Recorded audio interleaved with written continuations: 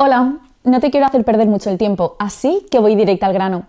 Si quieres escuchar el audiolibro completo, echa un vistazo al enlace en la descripción.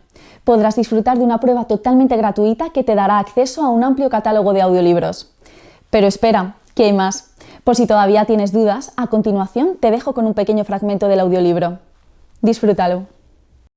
Solemos pensar en la caída del Imperio Romano y en la victoria de los bárbaros. Pensamos en la decadencia del saber, en el advenimiento del feudalismo y en luchas mezquinas. Sin embargo, las cosas no fueron realmente así, puesto que el Imperio Romano en realidad no cayó. Se mantuvo durante la Edad Media. Ni Europa ni América serían como son en la actualidad si el Imperio Romano no hubiera continuado existiendo 1000 años después de su supuesta caída. Cuando decimos que el Imperio Romano cayó, lo que queremos decir es que las tribus alemanas, germánicas, invadieron sus provincias occidentales y destruyeron su civilización. No obstante, la mitad oriental del Imperio Romano permaneció intacta y durante siglos ocupó el extremo sudeste de Europa y las tierras contiguas en Asia. Esta porción del Imperio Romano continuó siendo rica y poderosa durante los siglos en que Europa occidental estaba debilitada y dividida. El imperio continuó siendo ilustrado y culto en un tiempo en que Europa occidental vivía en la ignorancia y la barbarie. El imperio, gracias a su poderío, contuvo a las fuerzas cada vez mayores de los invasores orientales durante 1000 años, y la Europa occidental, protegida por esta barrera de fuerza militar, pudo desarrollarse en paz hasta que su cultura formó una civilización específicamente suya. El imperio del sudeste transmitió al occidente tanto el derecho romano como la sabiduría griega. Le legó arte, arquitectura y costumbres. Dio al occidente la noción de monarquía absoluta y también la religión a Europa oriental. Pero, finalmente, Europa occidental se fortaleció y fue capaz de defenderse por sí misma, en tanto que el imperio se fue agotando. ¿Y de qué manera agradeció Europa occidental lo que había recibido? Con una actitud de desprecio y de odio. La ingratitud ha continuado aún después de la muerte, porque la historia de este imperio es prácticamente ignorada en nuestras escuelas. Hay pocos occidentales que sepan que en los siglos en que Londres y París eran unos villorrios desvencijados con calles de barro y chozas de madera, había una ciudad reina en Oriente, Constantinopla, rica en oro, llena de obras de arte, rebosante de espléndidas iglesias, con un comercio bullicioso, maravilla y admiración de cuantos la conocían.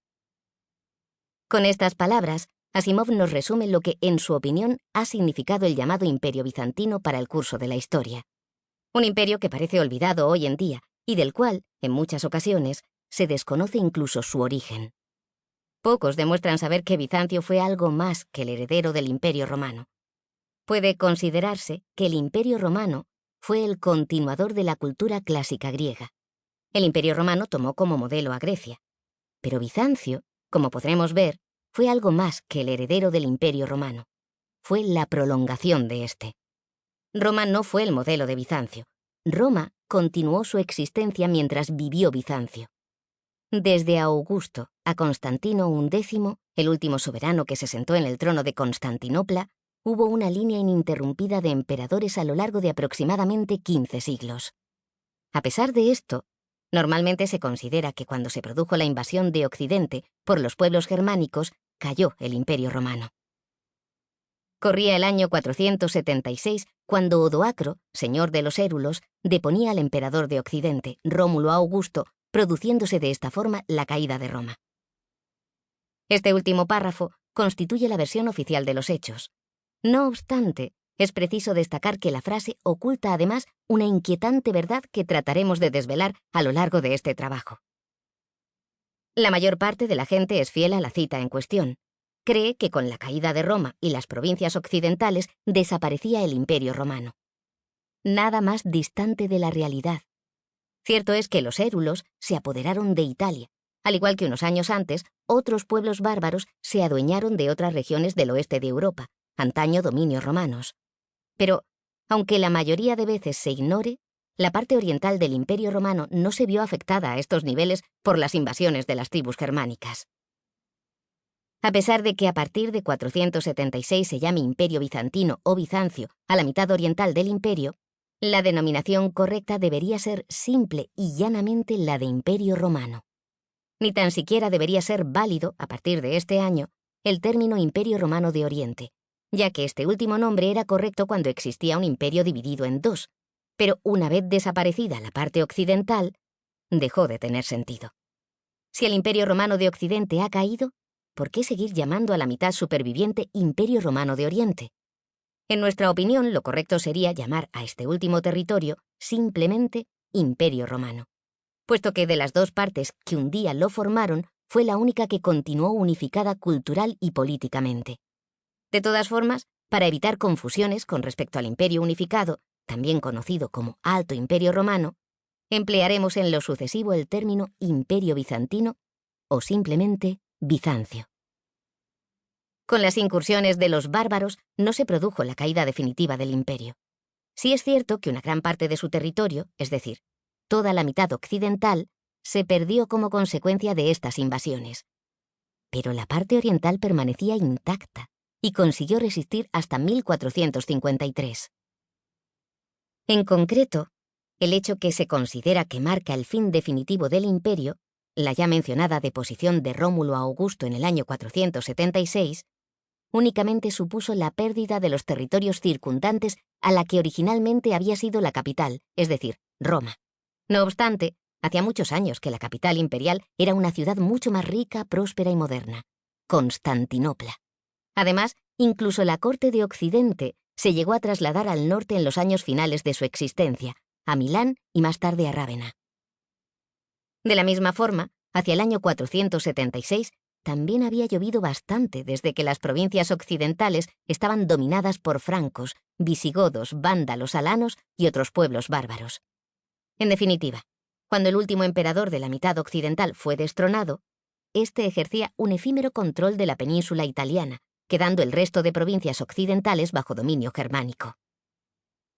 Pero en Constantinopla existía un emperador que sí gobernaba de forma efectiva la totalidad de las provincias orientales romanas.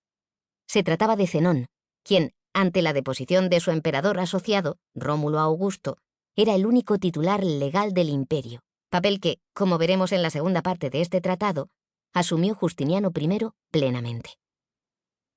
Sin embargo, a pesar de todo, a los emperadores bizantinos no les faltaron competidores a lo largo de la historia. En Occidente surgieron varios soberanos que adoptaron el título imperial. Cuando Roma dejó definitivamente de estar bajo control bizantino y se veía amenazada por los bárbaros lombardos, el Papa solicitó la ayuda de los francos, mismamente extranjeros germánicos, pero de religión católica. Este respaldo brindado por los francos fue premiado por la Santa Sede, recompensa que alcanzó su cota más alta cuando su rey, Carlomagno, fue coronado emperador de Occidente hacia el año 800. De la misma forma, cuando a la muerte de Luis I el Piadoso, hijo de Carlomagno, su imperio quedó dividido, uno de los estados resultantes comenzó a denominarse Sacro Imperio Romano, germánico, y su soberano adoptó el título de César, en alemán Kaiser, hasta épocas no muy lejanas. Eran estos personajes soberanos poderosos, como es el caso de Carlomagno o de Federico I Barbarroja, pero en definitiva usurpadores del título que portaban. Solo hubo un emperador legítimo a lo largo de todo el medievo, y su trono estaba en Constantinopla. Una buena parte de los territorios occidentales perdidos como consecuencia de las invasiones germánicas fueron recuperados en época de Justiniano I, 527-565. Este emperador reconquistó la mayor parte de la costa mediterránea e incluso Roma. La legendaria ciudad de Rómulo y Remo únicamente había permanecido en manos bárbaras 59 años, entre 476 y 535.